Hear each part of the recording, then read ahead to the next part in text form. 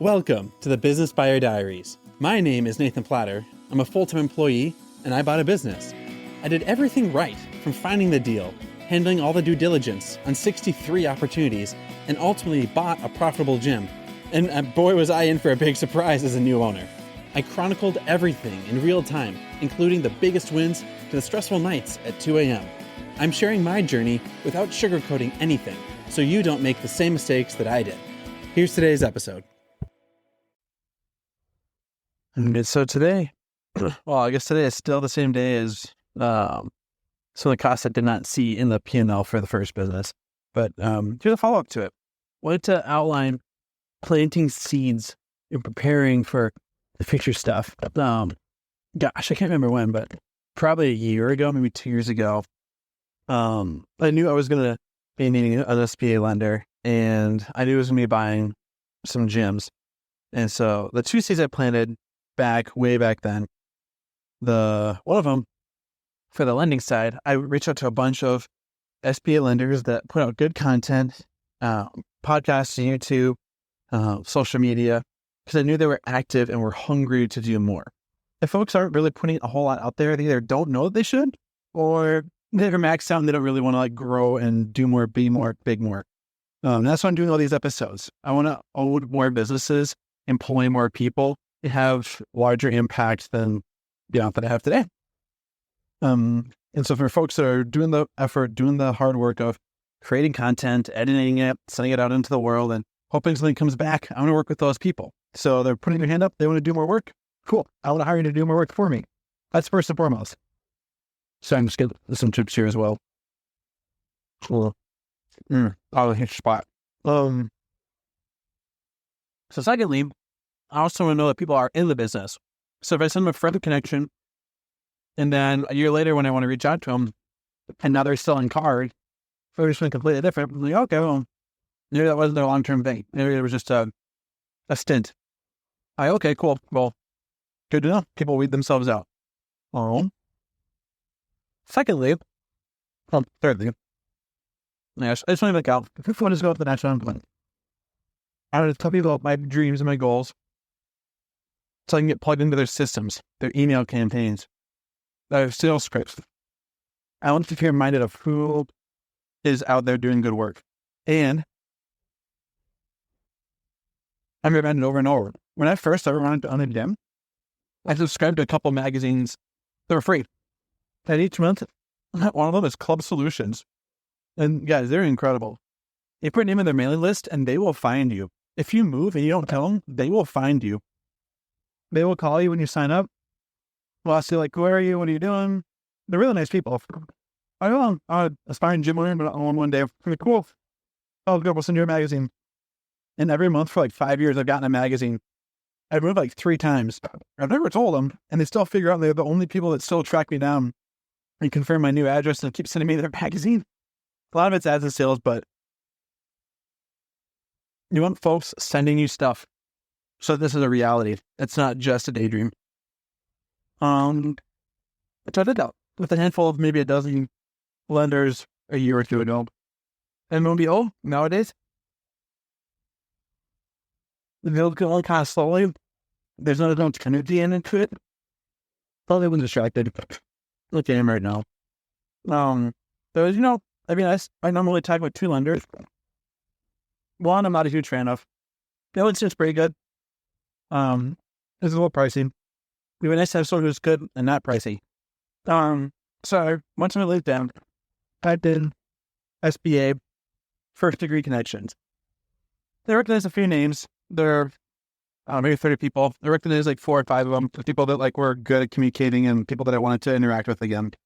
So I reached out to them and said, hey, John, before we're doing well, I'm currently expanding my business and buying a second location. The deal is going kind of slow. Are you looking to do more business? Love to talk to you if so. And to John, of course, as I remember, he was like, oh yeah, then how's it going? Or if you send me that portfolio, let's have time to talk tomorrow. I said, cool, let's do it. And it's like we never lost momentum. But you have that backup because we planted seeds for a long time. I already talked to John. I talked to him for the first student and you wanted too much of one thing. Well, cool. Reason for expanding business, talk to me for that one. New business, we're not so great. All right, I can do that, John. Thank you. Here we go. Gym number 2. So, I'm now adding him to a third combo, but it's planting seed. Question you know you're going to need it down the road. Introduce yourself. Build that track record. Not just a random dude on the street like, oh yeah, I'm in a business. I need a CPA. I need a marketing agency. And you're running around like a crazy person, which I've been that crazy person. I am that crazy person. It's like, hey, I need something now. But no. You show like you have a 1 year, 2 year momentum. Kind of puts the approach at ease. So,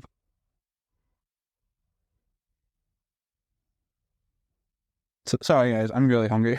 This is probably my first episode. These chips, the cheddar and sour cream are so good. Oh boy, I'm getting in trouble. So that's it for planting seeds. Then second, for what's the next deal we had? Yeah, just the day job stuff. I'm realizing it's helpful to have a day job. I am in the businesses. Over time, at first I felt like going businesses would be like my key to get out of employment. But I'm realizing they're just a good way to stabilize it. Pretend. Oh, it's what come on. Thinking about it. Say we own these 2 gyms. They do it well. They involve 5-10 hours a week. We'll just say 10 hours. But if I'm not needing to get a third location, or there is no third location to be had, okay, it's still recording. Cool. I have these 2 locations. If I spend my time on like prospecting, trying to find a third location, it's not really a full-time effort. Underwriting, applying, and getting bank apps, that's a full-time focus. But not really running 2 gyms when the gyms are running themselves. Or it'd be run by the staff. So there's no weird, but at the moment, I may just keep my day job and then look for the third studio, or just enjoy like a kind of crazy, but like I'm a team lead right now at my day job. I may just work for like a basic contributor role, or just keep my day job and just enjoy the process. Enjoy the cadence of, we have 2 businesses. After that, hopefully a commercial building for the second location. We have 2 businesses. They're paying off their loans. They're employing people. Why do I have to go like multiply and go massive? Why do I need 1,000 locations? Why do I need 20 locations? Why do I need 100 locations? What's the prize? What's the reward? What's the cost of doing that? Because people don't really think about. If you're working multiple jobs, that's off to you. That's a lot of time away from other things too. At the end of 10 years, these SBA loans will be paid off. So really at that point, it's just a gravy train. Like, it's going to be crazy how those are running, but what's the rush? The more I see, the more folks say, like, I worked as sort of and grinded, and I'm now 10 years older, and I'm a lot richer. And then they always have a but at the end of it. But I missed all these kids' events. I didn't spend enough time with my friends. I have now a weird relationship with my spouse because we don't really know each other. And there's all these other things that are seeds that you're not planting in your personal life. So you planted seeds in your business life. And so what things are you not investing in? I got kind of sad a couple months ago because a friend was like going fishing again with like a really good friend, was going fishing with a colleague or with a friend of his, and had a bit of FOMO. And part of me was like, oh, I'm running these operations, acquiring, buying, growing, scaling. And so like, I'm getting my prize. He got his prize. The friend. So I don't know. It sounds really arrogant, but just stepping back, what am I building towards? I'm just thinking out loud when I make a sandwich because I'm so hungry. But I have 2 businesses that are paid off. That's $1 million valuation. I have a building that's partially paid off, that's worth $1 million. A $2 million net worth on the business side, plus working a day job that's enjoyable, and if I don't like it, then I'll switch it up. While being present and having the time availability to not feel like I need to overwork myself. And that's a pretty good life too. It's just thinking out loud, planting seeds professionally, planting seeds personally. So crazy. Something I wish I would have done a long time ago was planting seeds. I was terrible at my 401k. Our life's been pretty tight the first 8, 9, 10 years of our marriage because I started to keep jobs down, a lot of contract work.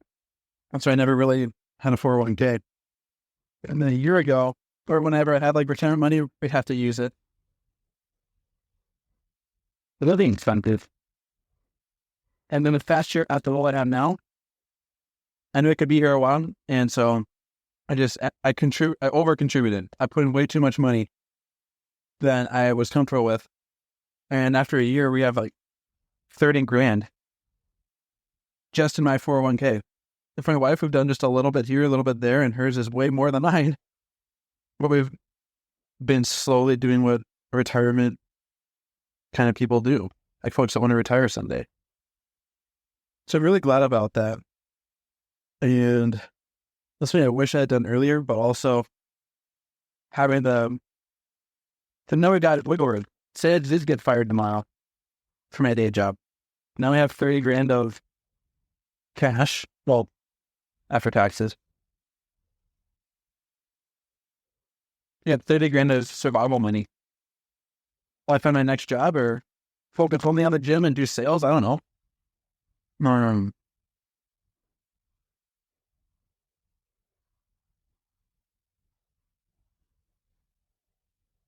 And so anyhow, I don't know. I'm just thinking out loud today. I had the realization of, why do I need speed? Why do I need to go fast? What is the urgency? I just turned 33. I'm pretty young. I've got 30 years of working left in me. To be honest, like today, after Christmas, I've just been like hanging out, been gaming a little bit. I feel bored out of my mind. Like I've gamed for like 3 hours. On a day when people are working, some are not working. I'm tired of gaming. I need something productive. How to build something. I want to like do woodworking. I don't want to go paint something. Actually, kind of different to paint in the room. But what am I speeding towards? What am I trying to accomplish so quickly? And what happens if I do? The worst thing would be if you go speed, fast, urgent, leverage, rush. You go so fast you can't keep up. You overdo it. You go too much. The thing crashes and burns. Now you burn yourself out going fast. And you burn yourself crashing the whole thing. And you're still just a young gun. You're not the slow and steady wins the race person. And maybe that's something that I should embrace more. The slow and steady. Just the journey. We're going to own 2 businesses. We're going to be ultra present parents for the next 10 years until our kids are like finishing up high school. Well, and then like when they're in high school or finishing up high school, I have the bandwidth for me to be a crazy worker again. 2 paid off businesses. The time to work like a crazy person if I want to, but all the while being fully present and engaged with our home life. Maybe that's the way to go. I don't know. We shall see. The musings of someone who's played video game for hours and is now bored already. Well, planting seeds. Do it. Do it with lenders, professionals, your network, your life, your career. And just know you're going to use those someday. And just plant those seeds knowing you're not going to eat them for a long time. And that's okay. So rock and roll. This has been another episode of the Business Buyer Diaries. Subscribe so you don't miss the next episode. I hope you're realizing that business ownership is no cakewalk. Check the podcast notes for a link to the DIY due diligence program, the complete list of show sponsors, and for media inquiries. Music written and composed by Wes Schrock. I'm your host, Nathan Platter. Join me again on the next one.